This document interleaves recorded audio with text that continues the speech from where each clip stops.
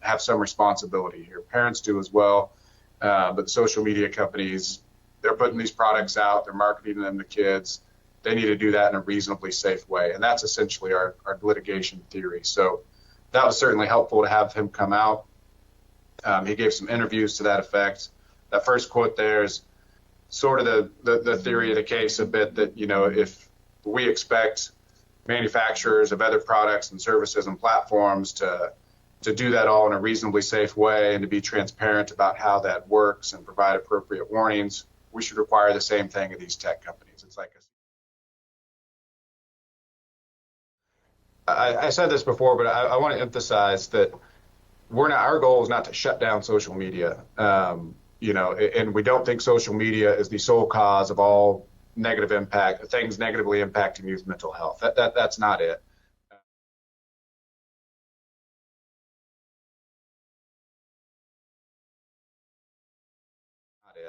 There are certainly positives to social media, communicating with your stakeholders, communicating with our friends and family. That's all great.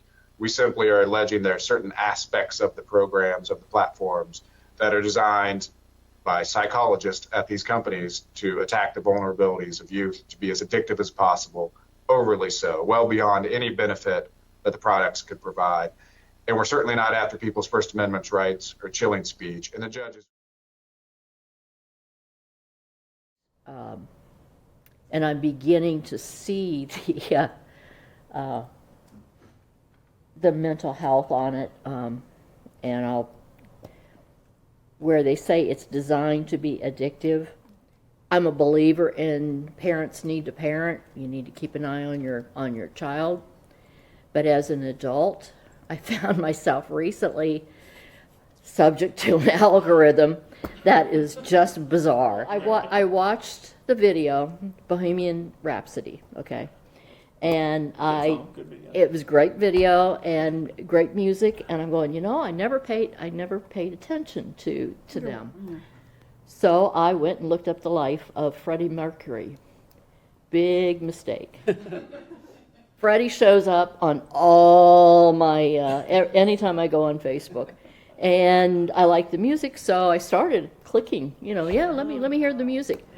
You know, yeah. Freddie's with me the rest of my life, I think. But what would that do to a student who not inadvertently, but looks at something, wants the information, and then has a lifetime of Taylor Swift? You know, it's just there's a lot to be said for that. So I'm beginning to come to the other side on it. So.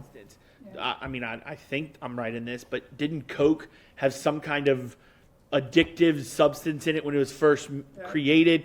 Cocaine, right? I didn't know that was like a wild story, me as a kid. But so why were they doing that? To addict people to have it. So, and then they had to change their formula once everyone found out, right? So I think thinking about this is about holding them accountable, because it is really annoying, those algorithms. For an adult wise, when you buy something on Amazon, like I already bought the one thing, I don't need to see it 18 more million times. So, I hope it's not a money grab. Honestly, hope that social media and stuff like that is smart, and they work with changing it, because that's what we want. I don't want the money and then it not be changed. I'd rather them change it, right? And you have the maturity to understand you're being targeted. Sure. Which is, what is the difference to me? And by the way, I just Googled Coke's original ingredients, and you're right, cocaine. That's crazy. Okay. I didn't know if it was like 9 milligrams. I didn't know if it was like a wives' tale back in the day when I was a kid. It's not. Well, Miss Brady. and now you're going to get None of the Google's wrong. I don't know. Now you're gonna now get you're going to get cocaine on Cocaine. social media. Just saying.